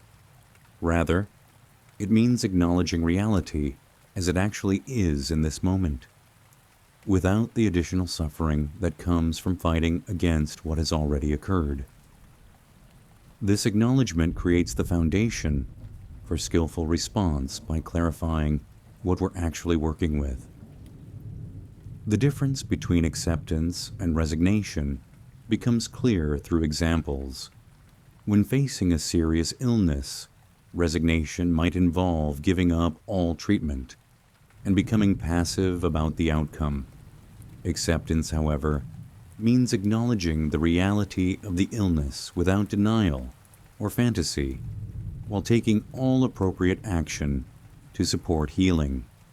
Acceptance actually empowers effective response by eliminating the energy waste of fighting against reality. Similarly, accepting difficult emotions doesn't mean wallowing in them or acting them out destructively. Rather, it means allowing feelings to be present without resistance while choosing wise responses. When anger arises, acceptance means feeling the energy in the body, recognizing the thoughts that accompany it, and understanding its message without necessarily expressing it in harmful ways. This quality of acceptance proves especially important when dealing with other people's behavior. We cannot directly control how others act, what they choose, or how they respond to situations. Mindfulness reveals the futility of internal resistance to other people's choices, while acceptance frees us to respond appropriately to their actual behavior, rather than exhausting ourselves fighting it against what they've already done. The practice of mindfulness and acceptance also transforms our relationship to uncertainty, one of the most challenging aspects of human experience. Most of us spend considerable energy trying to eliminate uncertainty through planning, worrying, seeking guarantees, or attempting to control outcomes. But mindfulness reveals uncertainty as a fundamental characteristic of existence, rather than a problem to be solved. When we can accept uncertainty as natural, rather than fighting against it, we discover that not knowing can become a space of openness and possibility, rather than anxiety. This doesn't mean abandoning all planning or preparation, but rather holding our plans lightly, while remaining responsive to whatever actually unfolds. This flexibility often allows for better outcomes than rigid adherence to predetermined scripts. Mindfulness practice also reveals the interconnected nature of our experience, providing direct confirmation of the teachings on dependent origination. When we observe our thoughts and emotions carefully, we notice how they arise in response to conditions. Fatigue affects our patience, hunger influences our mood, stress impacts our perspective. Social interactions shape our self-image. This recognition helps us take our mental states less personally, while becoming more skillful at creating beneficial conditions. The quality of attention developed through mindfulness naturally extends into all activities, transforming ordinary experiences into opportunities for awakening. Washing dishes mindfully becomes a meditation on change, texture, temperature, and purpose. Walking mindfully reveals the constant miracle of movement, balance, and sensory awareness. Listening mindfully to others becomes a practice of presence that deepens relationships and understanding. Perhaps most importantly, mindfulness and acceptance work together to reveal that our fundamental well-being doesn't depend on external conditions being exactly as we prefer. While we naturally work to improve circumstances and alleviate suffering, our core peace can remain stable regardless of what arises. This doesn't happen overnight, but develops gradually as we learn to find refuge in awareness itself, rather than in the constantly changing contents of awareness. This stability doesn't mean emotional numbness or spiritual bypassing. Rather, it represents the development of a centered presence that can feel fully while maintaining perspective, that can engage completely while holding lightly, that can care deeply while accepting impermanence. From this centered place, our responses to life's challenges become more creative, compassionate, and effective. The integration of mindfulness and acceptance provides a practical answer to the question, why do things happen? From the perspective of response rather than analysis. Things happen for countless reasons, many of which we may never fully understand. But how we meet what happens determines whether events become sources of wisdom or suffering, opportunities for growth or obstacles to peace, occasions for compassion or reasons for resentment. This responsive approach to life's events doesn't eliminate the value of understanding causes and conditions. Rather, it provides a foundation of presence and acceptance from which we can investigate causation more clearly without the distortion of resistance or the cloudiness of reactive emotions. When we're not fighting against what has already occurred, we can see more clearly how it arose and how to work skillfully with its effects. Ultimately, mindfulness and acceptance reveal that every moment offers a choice. We can meet whatever arises with presence or distraction, with acceptance or resistance, with wisdom or reactivity. This choice, made moment by moment throughout our lives, shapes not only how we experience events, but also how we participate in the ongoing creation of conditions for ourselves and others. In this way, mindfulness and acceptance become not just personal practices, but contributions to the collective awakening of consciousness itself. Chapter 8. Compassion. How understanding transforms. Response. In a small village in Tibet, an elderly woman watches as soldiers destroy her home, burn her possessions, and force her to leave everything she has ever known. Years later, when asked about her experience, she speaks with remarkable equanimity about the difficulty of those times. But when the conversation turns to the soldiers themselves, tears appear in her eyes. "I feel so much sadness for them," she says. "They have created such negative karma for themselves. They will suffer for lifetimes because of their actions." This woman's response illustrates one of the most profound transformations that Buddhist understanding can create. The shift from judgment to compassion, from seeing others as enemies to seeing them as fellow beings trapped in patterns of suffering and confusion. This transformation doesn't arise from forcing ourselves to feel differently about harmful behavior, but from developing deep insight into the causes and conditions that drive all actions, beneficial and destructive alike. Compassion, or karuna in Sanskrit, begins with the recognition that all beings want to be happy and free from suffering. But most of us don't know how to create the conditions for genuine well-being. This basic misunderstanding about the nature of happiness and the causes of suffering leads to actions that increase rather than decrease pain, both for ourselves and others. When we truly understand this predicament, our natural response shifts from anger to compassion, from blame to understanding. Consider someone who treats others with consistent cruelty and selfishness. Our immediate reaction might be anger, resentment, or the desire for them to face consequences for their harmful behavior.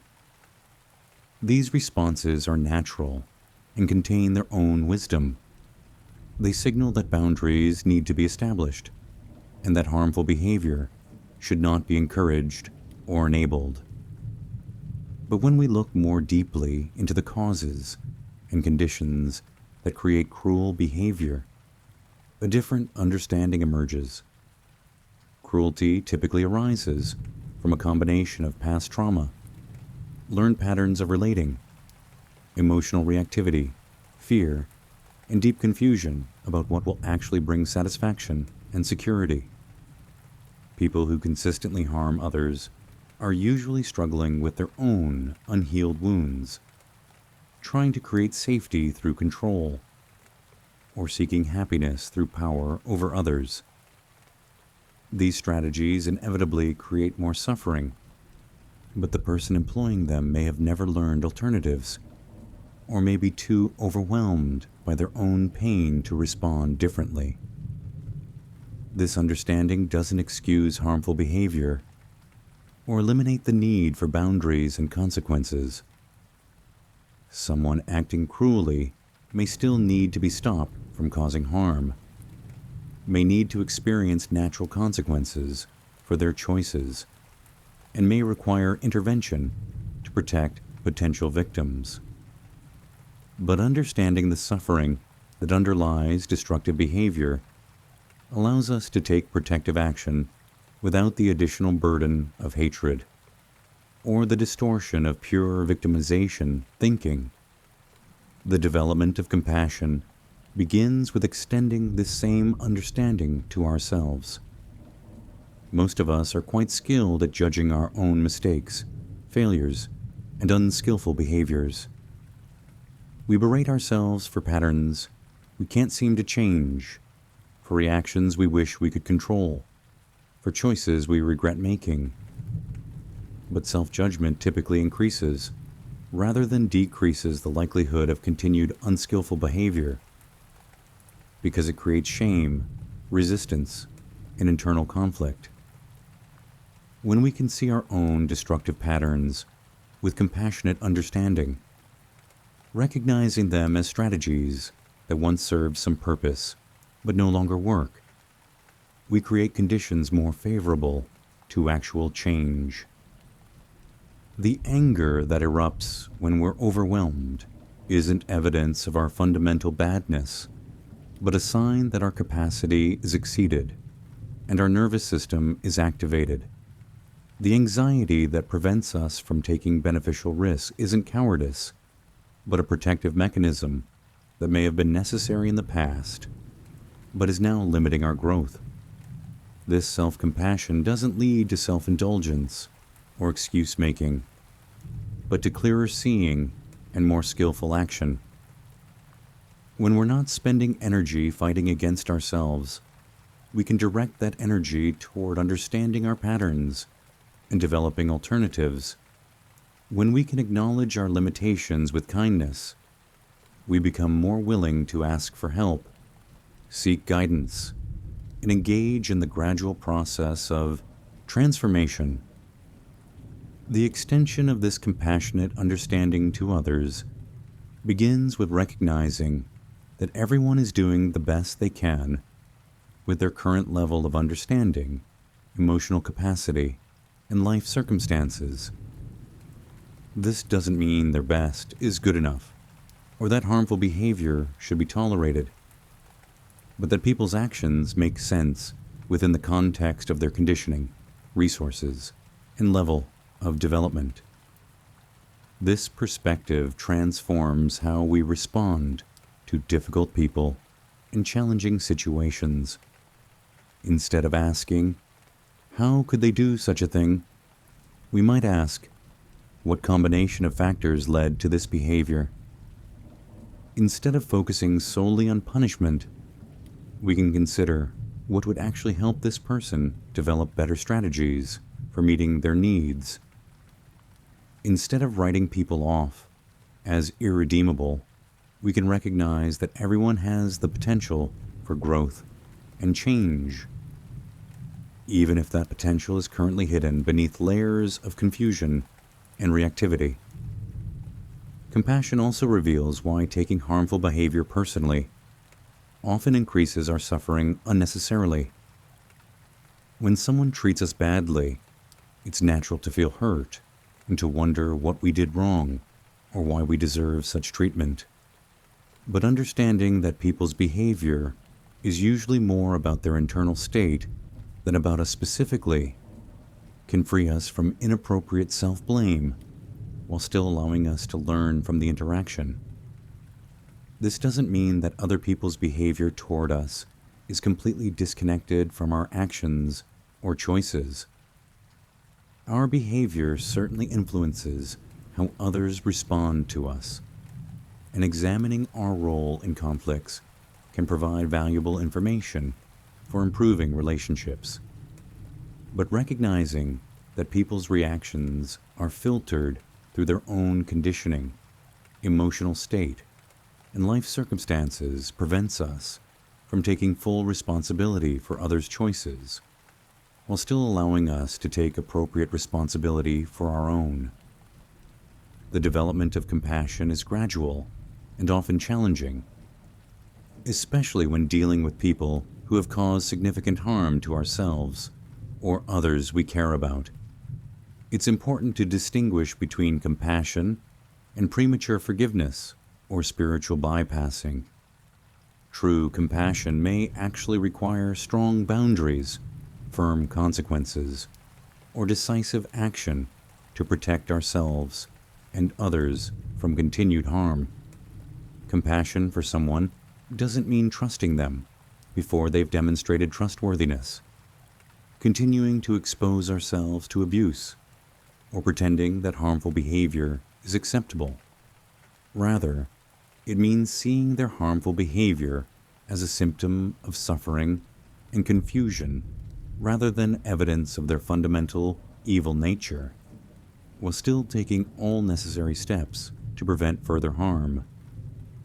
This distinction becomes crucial in situations involving abuse, addiction, or other seriously destructive patterns.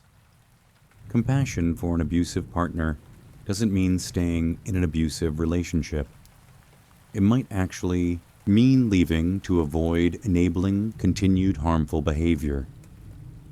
Compassion for someone struggling with addiction doesn't mean providing money that might be used for drugs.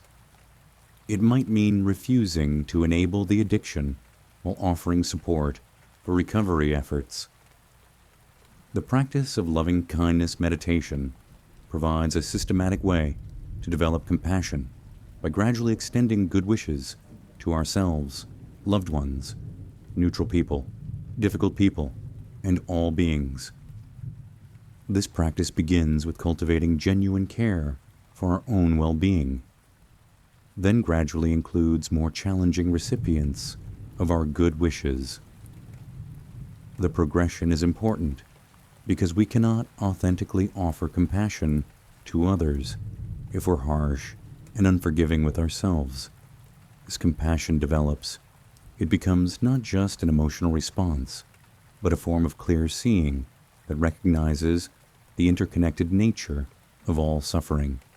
When one person is trapped in patterns of harm and reactivity, their suffering ripples outward to affect family members, communities, and future generations.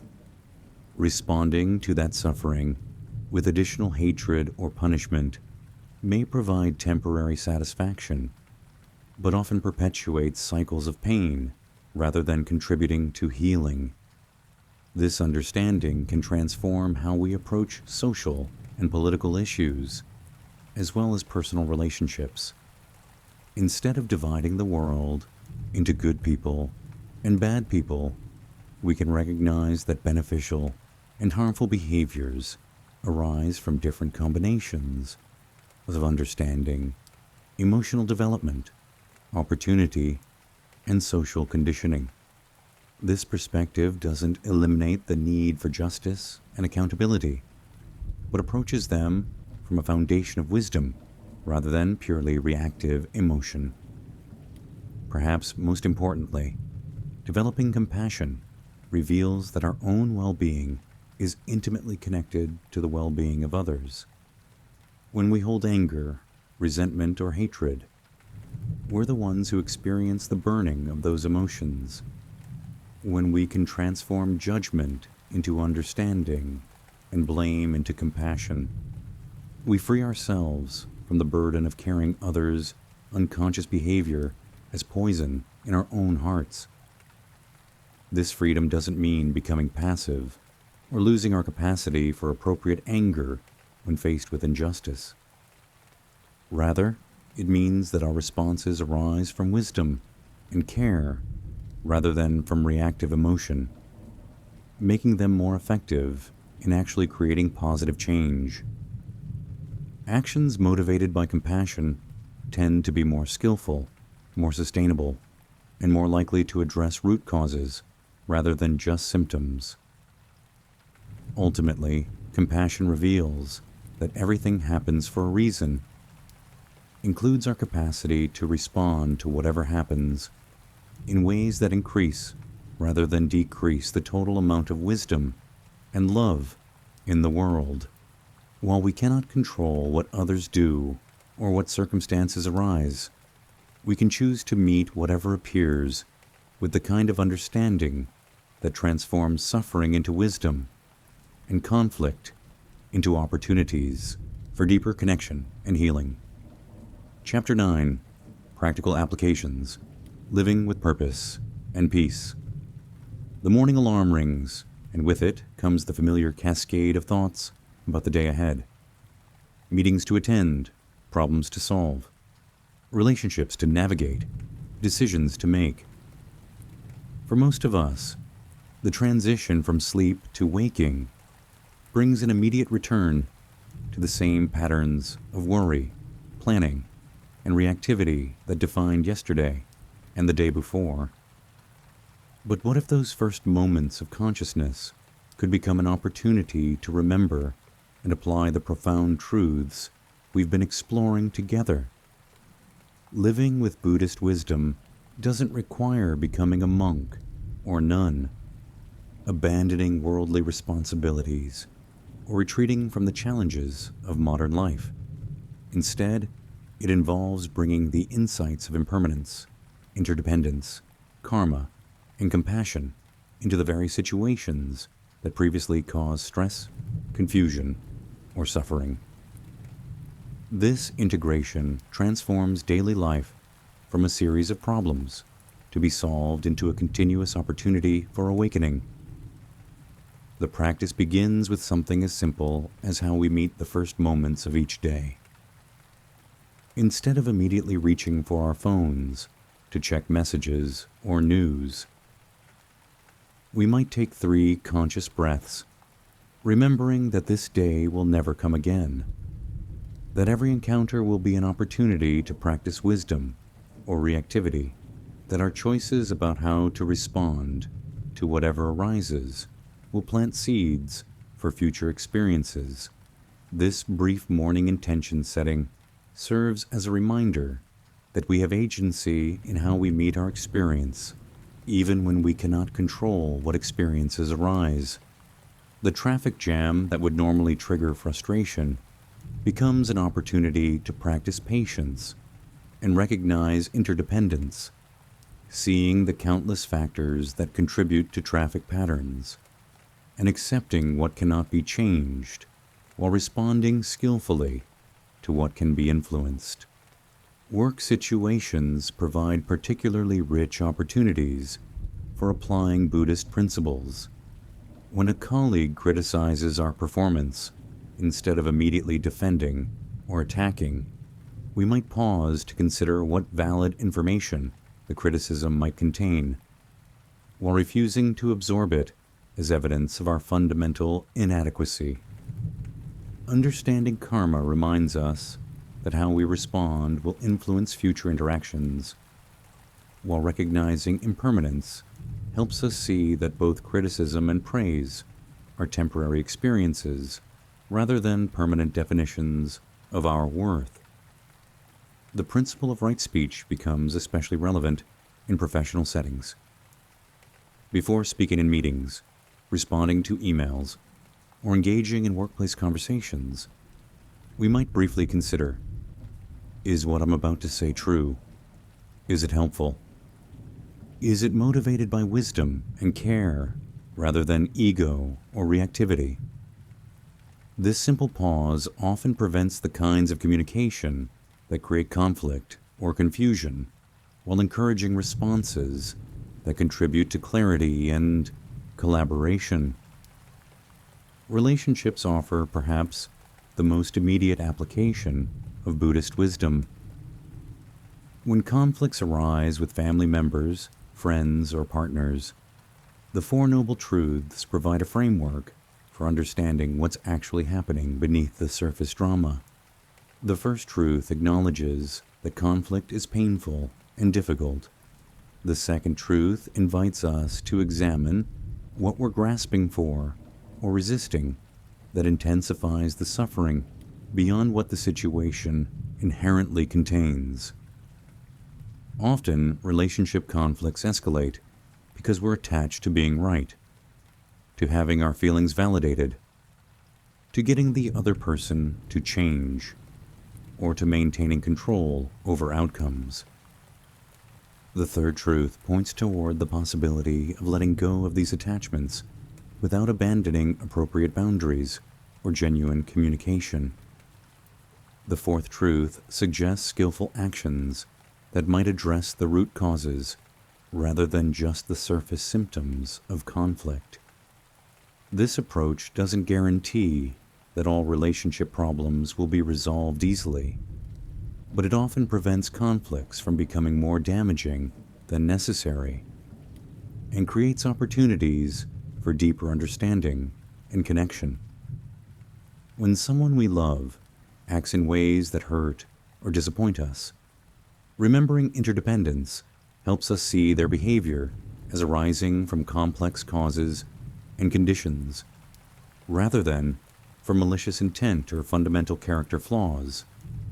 Financial stress provides another arena for applying Buddhist insights practically.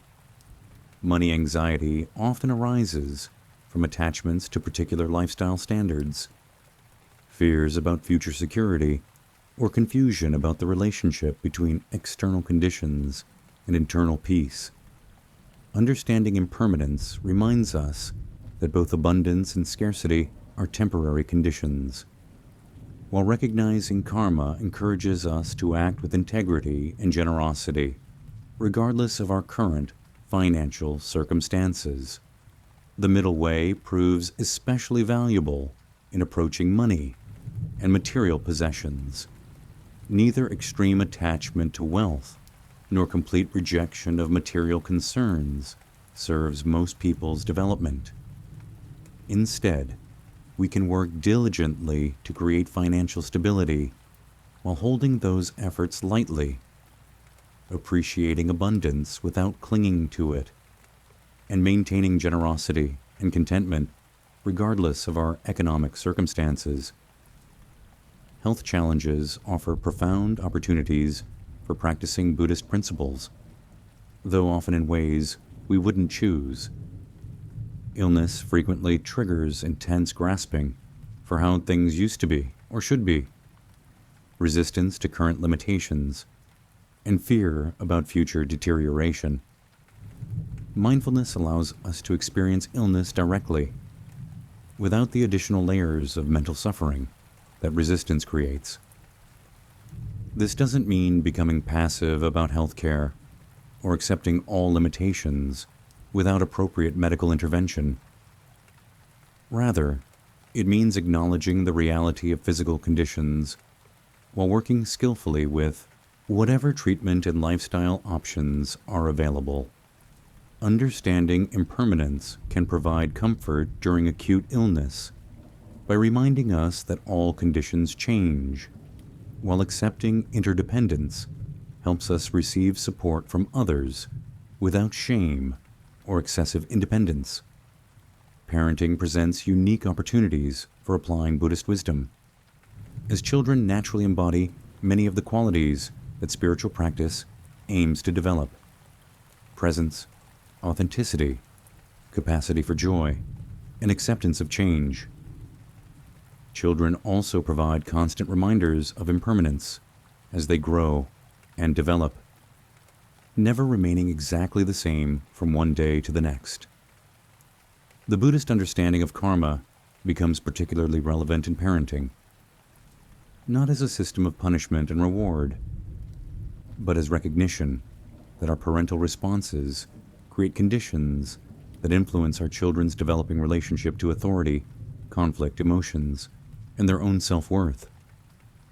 This awareness encourages responses that model the kind of consciousness we hope our children will develop, rather than simply reacting from our own conditioning. Aging and facing mortality provide perhaps the ultimate test of Buddhist understanding. Our culture's emphasis on youth and denial of death creates immense suffering around the natural processes of aging and dying. Buddhist teachings on impermanence can transform these inevitable experiences from sources of terror into opportunities for deepening wisdom and letting go of unnecessary attachments. Understanding that everything is impermanent includes recognizing that our current identity, capacities, and life circumstances are all temporary. This doesn't make aging and death pleasant, but it can remove the additional suffering that comes from fighting against these natural processes or believing they represent some kind of fundamental failure. The daily practice of these applications gradually creates what Buddhist psychology calls purification of view, a shift in how we interpret and respond to our experiences.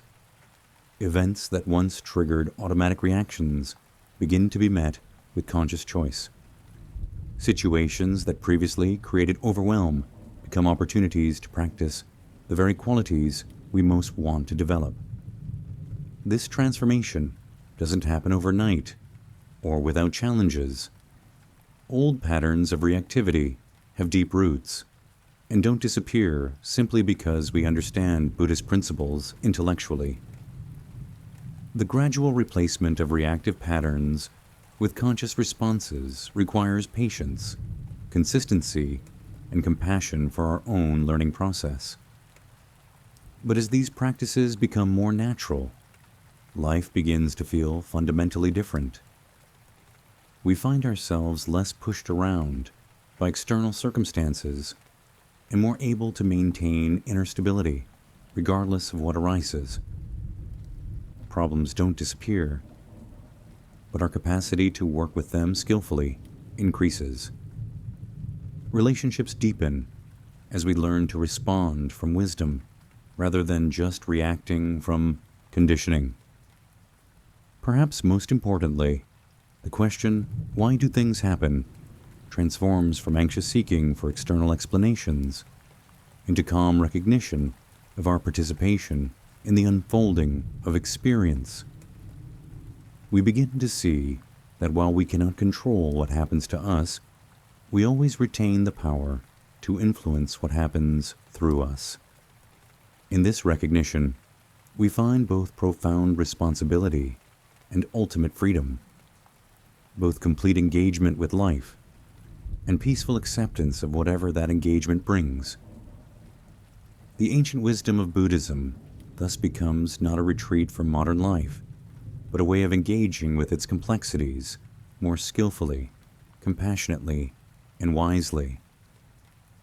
In this engagement, every day becomes a teacher. Every challenge becomes an opportunity for growth, and every moment becomes a choice between wisdom and confusion, between love and fear, between contributing to suffering or participating in the endless possibility of awakening that exists within every human heart. As we conclude this exploration into the profound Buddhist understanding of why everything happens for a reason, take a moment to feel the weight of these teachings settling into your awareness.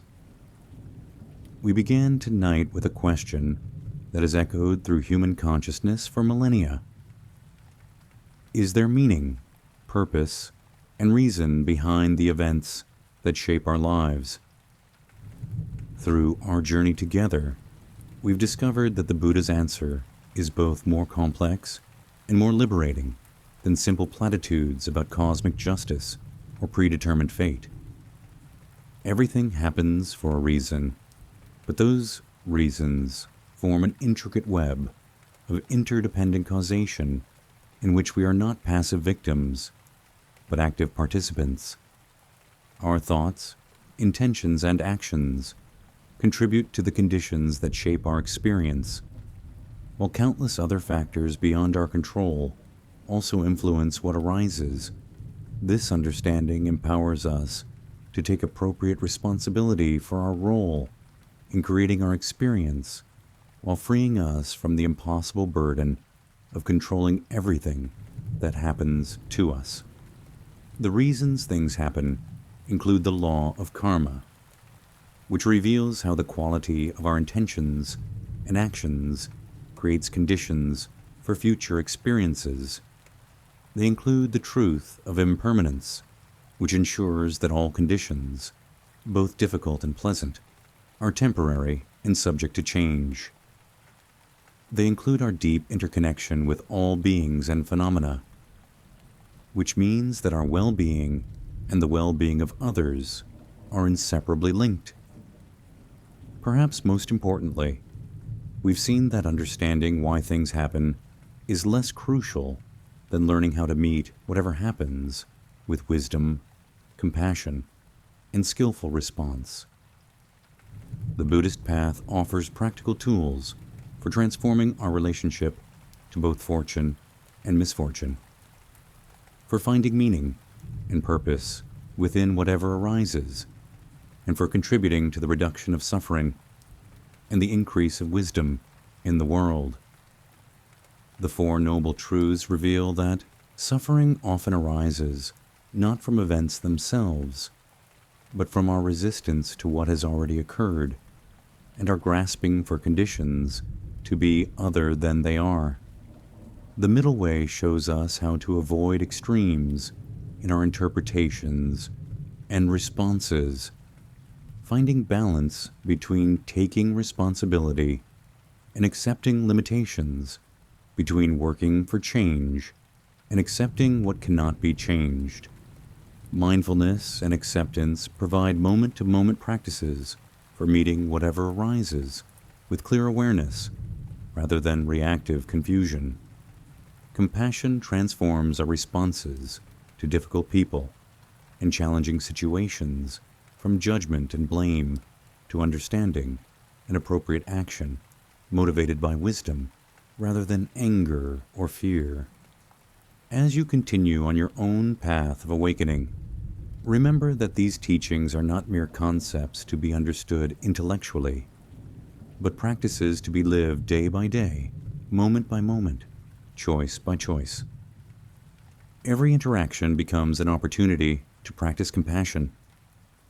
Every challenge becomes a teacher of patience and wisdom. Every moment becomes a chance to choose consciousness over reactivity. The truth that everything happens for a reason includes your capacity to participate in creating those reasons through the quality of presence and intention you bring to each moment. In this participation, you find both the meaning you've been seeking and the peace that comes from aligning yourself with the deepest truths of existence. May these teachings serve not only your own awakening, but also your capacity to contribute to the awakening of all beings. May you meet whatever arises in your life with the wisdom of the Buddha, the compassion of one who sees clearly, and the peace that comes from understanding your place in the vast web of interdependent existence. And if you found value in this exploration of Buddhist wisdom, I invite you to like and subscribe to continue this journey of awakening together. The path is long, but we walk it not alone, but in the company of all beings, seeking truth, freedom, and the end of unnecessary suffering. Until we meet again, may you be at peace, may you be happy, and may you be free.